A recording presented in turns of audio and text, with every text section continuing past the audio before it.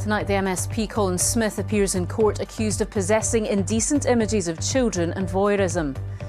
The politician, suspended by Labour, made no plea at Dumfries Sheriff Court and was granted bail. Also on tonight's programme. Let's go. 1, 2, 3. The Scottish and UK governments lock horns over who should pay nearly £25 million for Donald Trump and JD Vance's visits this summer. Parents of premature babies in Dundee campaign against plans to centralise their care and treat the sickest infants hours from home. A very sick, very preterm, really unwell baby and the possibility of being transported to a different city, I don't think we would have got through as well as what we did. And on the eve of a big night of European fixtures for Scottish clubs, Brendan Rodgers says he's facing the toughest challenge of his Celtic career. Hello, I'm Laura Miller. This is Reporting Scotland.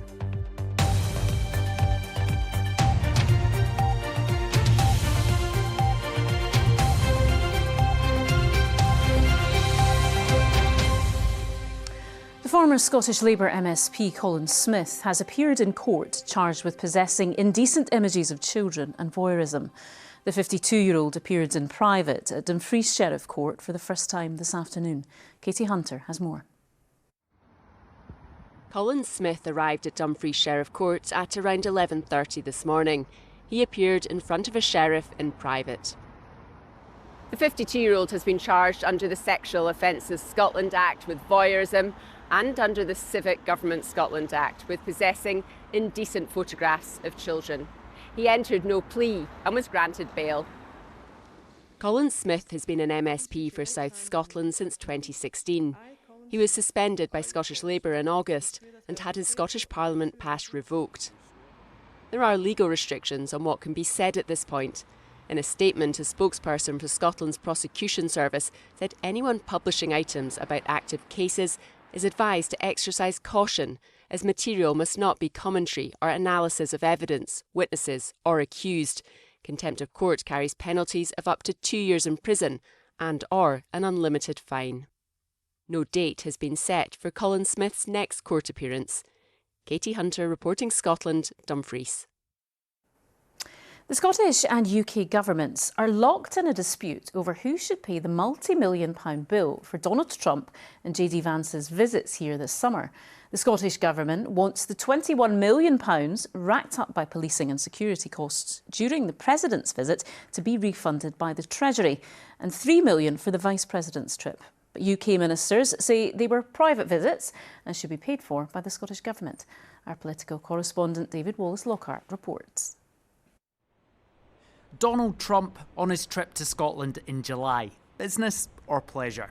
There was certainly a bit of downtime. He squeezed in a few holes at his golf courses at Turnberry and Balmedy. But, as ever, he came out swinging when it came to politics too, even hosting a press conference with the Prime Minister. I assume when we do our trade deal overall, a lot of it comes to Scotland, I hope. Maybe all of it should go to It's Scotland. a very good deal for the whole United Kingdom. We've already achieved great things out of the deal, and we'll achieve even more as we work together. The pair even travelled together from Ayrshire to Aberdeenshire on Air Force One. There, John Swinney joined them for dinner. The next day, he spoke to Donald Trump about whisky tariffs. The trip passed without a security hitch, but it came with a hefty policing bill. The Scottish Government forked out around £21 million. The UK Government contributed to policing costs for this earlier Trump visit in 2018. But this year, UK ministers say that because there was no official invite to the President, the Scottish Government must pick up the tab. Policing is a devolved matter for the Scottish Government. The UK Government only pays for security costs when the visit is an official visit on the back of a formal invitation, and that wasn't the case this time. The Scottish Government insists that position can't hold. Well, for the UK Government then to turn around and say that this wasn't an international government-to-government visit, it wasn't an official visit, when they absolutely took the opportunity to engage in that government-to-government business, is frankly incredible, and everyone will see it for what it is. And the head of Scotland's police watchdog is now sounding the alarm about what could happen if this isn't resolved. Since the creation of Police Scotland, there's been over £200 million a year saved out every year from what the cost of policing would have been. To add another 26 million on a year that is already challenging is almost impossible to do. This debate extends to the Vice President too. The Scottish Government also want around £3 million to cover the Scottish leg of JD Vance's trip to the UK in August. A Donald Trump visit was always going to result in conflict and strong emotions, but perhaps we didn't expect it to be over the bill. Well, David's here now. And David, this has turned into a big old row over what is, in relative terms, not that much money. Yeah, £25 million will sound a lot to you and I, but in government terms, it's not a huge amount of money. It's even less money to the UK government than it is to the Scottish government. And that's why I think this is a bit of a strange hill for UK government ministers to die on. When Keir Starmer became Prime Minister, he made a big play of improved relations with the devolved government being part of his pitch. And the impression I get from speaking to people in the Scottish government is they probably would have been satisfied enough if they'd split the bill on this, if they'd gone halves. And that probably would, for the UK government, one, have avoided this row, and two, have helped them in selling their overall message about why they think Scotland should stay in the UK, which is that when it comes to the big, important occasions, Scotland can draw on the strength of the UK government. So I find it a bit odd the UK government hasn't opted to go down that route, but is instead insisting this was a private visit, despite Keir Starmer and other politicians being so intimately involved with it. OK, David, thank you. A man has pled guilty to being involved in serious organised crime in the first case connected to a gangland feud across central Scotland. 25-year-old Liam McDermott admitted using a metal detector to search for a gun and ammunition in Edinburgh this summer. Morag Kinnebra reports. Arriving in court this morning, 25-year-old Liam McDermott pled guilty to being involved in serious organised crime, the first to be prosecuted in connection with the gangland feud which has erupted across central Scotland. A police surveillance team had been following McDermott, and it was here on Edinburgh's Roseburn Path on the 5th of June that officers saw him using a metal detector to search the dense undergrowth near St George's Primary and Nursery School. As police stopped him, he had a balaclava, gloves and over £300 in cash on him. The path was shut for almost a week, the search understood to be hampered by a badger set, illegal to disturb. Officers found the metal detector and also a semi-automatic pistol with rounds of ammunition. They arrested and charged McDermott with serious organised crime offences. Since March, there have been a spate of firebombings, shootings and assaults, all linked to a feud between the rival Daniel and Lyons criminal gangs in and around Glasgow and Edinburgh. There have been dozens of arrests, over 50 so far, in police Operation Portaledge. Police have said this case formed part of a long and incredibly complex investigation which remains ongoing. They've stressed those involved in these crimes will be brought to justice. The High Court heard McDermott has a string of previous convictions but has never been to jail before now. He faces a substantial prison term when he's sentenced next month. Morag Kinnebra, reporting Scotland, Edinburgh.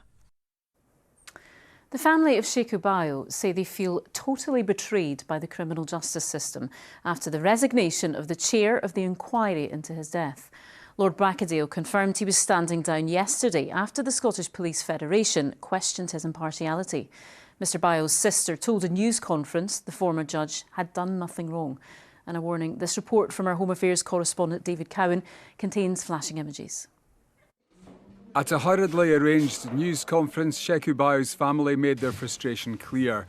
More than a decade after he died, 5 years after the inquiry began, and with the finishing line in sight, its chair has stepped down. They said all Lord Brackadale had done was show them compassion and respect. This feels like starting another leg of a long, exhausting road. I am tired. I am angry. I am scared. My brother's name deserves truth. His memory deserves justice. The Scottish Police Federation, representing the officers involved in the incident, said Lord Brackadale's 5 private meetings with the family had created an appearance of bias. The former judge refused to go, but faced with the prospect of a judicial review in the courts next month, he's now decided to step down. Lord Brackadale had done nothing wrong. Today, the family said the inquiry had been sabotaged by the Federation and the Chief Constable of Police Scotland and the Crown Office, who'd backed the application for a judicial review. I suspect this sets back the inquiry by not just months, possibly years. And in that process, in that timescale, start the criminal trial. The Lord Advocate, the Solicitor General, Crown Office have more than enough evidence to prosecute these officers. So start that. The officers involved have always denied any wrongdoing. The Crown decided not to bring criminal charges long ago, but has reserved the right to do so in the future. The family wants Scotland's second most senior prosecutor to resign. In response, the Solicitor General, Ruth Charteris, said, "My position has been that certain procedural approaches, while undertaken with good intentions, may satisfy the test for apparent bias. In my role, I am duty-bound to act in the public interest, and I could not remain silent." So, what happens next? If they're not happy with Lord Bracadale's replacement, the family say they'll consider withdrawing from the inquiry. I want the truth to be known. I don't want no family to suffer the way we are suffering right now for over a decade now. The Scottish Government faces the unprecedented and unenviable task of finding a new chair at the 11th hour. David Cowan, reporting Scotland, Glasgow. A former Conservative council leader has been found guilty of carrying out a romance fraud worth nearly £190,000. Andrew Poulsen persuaded a woman he was in a relationship with to give him money so they could own homes together. The councillor, who was suspended by the Tories when the allegations surfaced, has been warned by a sheriff he's facing a prison sentence. Suzanne Allen has the story. I'm Andrew Poulsen and I'm asking all Labour and Liberal Democrat voters to cast their vote for me. Andrew Poulsen became known in Eastern Berkshire as a local councillor, seen posting videos like this, campaigning for the trust of voters. But seen here on the left carrying a brown briefcase, arriving at Glasgow Sheriff Court earlier this month, he was facing accusations of fraud and embezzlement. Today he was found guilty of defrauding Anne Kelly and embezzling a further £9,000 from Revival FM, a Christian charity radio station of which he was director. The court heard Mr Poulsen had known Ms Kelly for more than 2 decades, beginning a romantic relationship with her in 2013. Andrew Poulsen persuaded her to hand over more than £100,000 as part of a property development project, but later she found out he'd put his sole name on the deeds of 2 properties without telling her. Instead, he was using the money to fund his social life, which included weekends away and his mother-in-law's 70th birthday party. And now let's speak to Andrew Poulsen, a Scottish Conservative councillor. Poulsen was elected as a Conservative councillor in 2022, but suspended from the party shortly after when the fraud allegations emerged. The sheriff told Andrew Poulsen, "You defrauded someone you were in a relationship with for a considerable amount of money.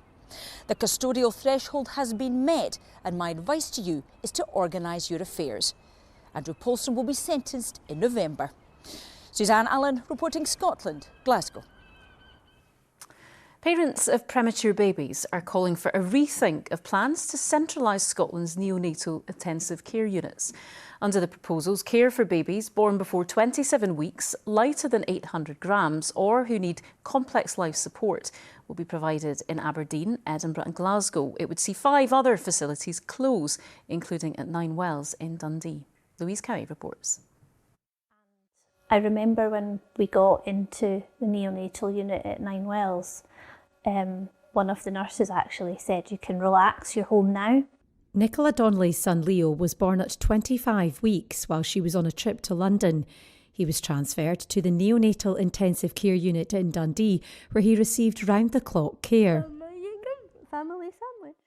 Having an extremely premature baby in a neonatal unit is one of the most traumatic things you'll ever go through in life. However, there are lots of things that can happen around you to support you and make that easier for you and for your baby, and being close to home is undoubtedly one of them. NICUs in Dundee, Wishaw, Kirkcaldy and Kilmarnock currently provide the highest level of medical neonatal care. Under centralisation, they will operate instead as local neonatal units, and the smallest and sickest babies will be treated in Glasgow, Edinburgh and Aberdeen. More than 20,000 people have signed a petition against the move, including Megan Scott, whose son Charlie spent 70 days in the NICU at Nine Wells. Hi, baby. By the time Charlie was even born, I was already quite traumatised. and then suddenly you're met with a very sick, very preterm, really unwell baby, and the possibility of being transported to a different city, no support, I don't think we would have got through as well as what we did. Families aren't going to be strong enough to actually cope with that level of change. The Scottish Government say their decision was based on strong clinical evidence that care for the very sickest and the most preterm babies was safest in units that treat a higher number of patients. It's received support from the premature baby charity Bliss Scotland. For the babies born at the earliest gestations, we're talking under 27 weeks, babies who are 13, 14, 15 weeks early. Actually, the evidence is clear globally that those babies will do best and have the very best long-term outcomes if they're cared for in bigger specialist centres. The government say the changes will be implemented in due course. Financial support will also be available for affected families, but Megan isn't convinced. These people who are making these decisions have not walked even, they say a mile, they've not even walked a footstep in what myself, my family, and what I know other families have had to deal with. Megan Scott ending that report from Louise Cowie there. Now, the Housing Secretary has been meeting RAC-affected residents in Aberdeen. More than 500 homes in the Tory area are set to be demolished as they contain the potentially dangerous concrete. Private owners are seeking clarity over how £10 million of Scottish Government cash will be spent to support them. Rebecca Curran reports. It was all smiles as Housing Secretary Mary McCallan arrived in Aberdeen for her first meeting with RAC-affected residents here. She recently announced a £10 million funding deal with the City Council, and residents want to know how that money will be spent. Hundreds are affected in the Balnagask area of the city, but only 10 were allowed in today. The meeting is now underway, so we've been asked to leave. But the residents that I've spoken to so far today say they are desperately seeking clarity on whether any of the £10 million of funding will come directly to them. We're going to have to wait and see if they get it. The meeting lasted just over an hour, and while homeowners say the Housing Secretary listened to them, feelings quickly turned to anger towards Aberdeen City Council's co-leaders. Do you think it's fair? It's a yes or a no, not an excuse. Yes or no. Do you think it's fair? What would be Do you think it's fair? Councillor Allard was asked if he'd like to see some of the money go to private homeowners. The option will be there at council in a few weeks' time, and then I won't decide for it. My co-leader Would you like won't to see decide it for going it. directly to these householders who say they are stuck, who say they are tens of thousands of pounds? So what you're asking me is to rob Paul to pay Peter, or rob Peter to pay Paul. I suppose we went into the meeting kind of hoping for answers and hoping to see the light at the end of this and carry on. And yeah, we never got the answers that we were looking for. Didn't really get any answers at all. Mary McCallan says the Scottish Government has done what it can, and it's now up to Aberdeen City Council to decide what to do with the money. I have also made very clear my expectation that those decisions are made in really close consultation with those who've been affected by this, because my desire, and most of all the desire of the people whose lives this is currently affecting, is to see this put behind them. The money should be with the council in the next few weeks. Residents say in the meantime they're left with more questions than answers. Rebecca Curran, reporting Scotland, Aberdeen. OK, Sheila's here with the sport and lots of European football ahead. Lots indeed. Are you keeping up? What a week we've had already. Yes, let's get straight to it then. Hello there. Brendan Rodgers says he's facing the toughest challenge of his Celtic career after a disappointing sequence of results coupled with protests from supporters. But the manager insists he's never been more motivated to succeed. Rodgers is preparing his players for a Europa League clash at home to Sturm Graz tomorrow, following a weekend defeat to Dundee, which saw the Premiership champions drop further behind league leaders' Hearts. Rodgers has been vocal about his dissatisfaction with Celtic's recruitment and admits it's a difficult period for the club. It's clearly a huge challenge because it's not just on the field; it's off the field, and I want this club. I love this club. I want this to be the best it possibly can be. It's not the face I want us to show what we've seen at the weekend, both off the pitch and on the pitch, that isn't what Celtic is about for me. And at this point in time, I can't be any more motivated to turn it around. Well, let's have a look at Celtic's recent form. Just one victory from their last 5, a narrow win there at home to Motherwell. That came between defeats to Braga and Dundee, with draws against Red Star Belgrade and Hibernian preceding that. Rodgers also addressed criticism following that defeat to Dundee for likening his current squad to a Honda Civic compared to last season's Ferrari. The Northern Irishman stands by his comments and has no concerns that it will affect the confidence of his players. Yeah, I'm not really worried, to be honest. You can't please everyone, and I'm not going to start trying to do that now. It's something that I said at the time, and I said it because I felt it. So I've got no regret now. Rangers are also in Europa League action tomorrow. They've arrived in Norway to take on SK Brann with a new man in charge after Danny Röhl was announced as the Ibrox club's head coach. Jane Lewis reports from Bergen. Well, this is where Danny Röhl will begin his Rangers career. The Brann Stadion is where Rangers will take on SK Brann in the Europa League tomorrow night. Now, of course, the new Rangers head coach has already spoken to the media yesterday, but he was back in front of the reporters who are out here in Norway a short time ago, speaking more specifically about tomorrow's match. He also spoke about how it's only been, of course, a couple of days with him getting to know his players and training with his players and working with his players, but already, he says, there are some early positive signs. I met all the players, and when I speak with the players, I see a smile again in the face, and that gives me a good belief that we are on the right way. I think this is very important. We have to turn the negative energy and the disappointment in positive energy, and this is our mindset. I think he would have mentioned a lot about his pressing style of play, and yeah, I think it'll take a while for us to all be fully prepared to, in a match as a perfect team that he wants. But I'm really looking forward to that process. Well, Brann have had mixed success in the Europa League phase so far this season. They lost to Leo and they won here at home against Utrecht. Rangers, of course, with no wins so far yet to get off the mark. They'll be hoping that with a new head coach brings renewed European hope. Jane Lewis, reporting Scotland, Bergen. Now, Aberdeen complete the trio of Scottish clubs playing in Europe. They're in Athens to take on AEK in their second match of the Conference League. The Dons lost their opening match at home to Shakhtar Donetsk, and despite being underdogs against their Greek opponents, manager Jimmy Tillene is cautiously optimistic of causing an upset. So it's a challenge for us, but it's also good for us to take this challenge and believe in ourselves, what we have to do. You always need to respect what the opponent's trying to do, and they play at home, but you also have to have a strong belief in your own skills and the way we want to grow as a team.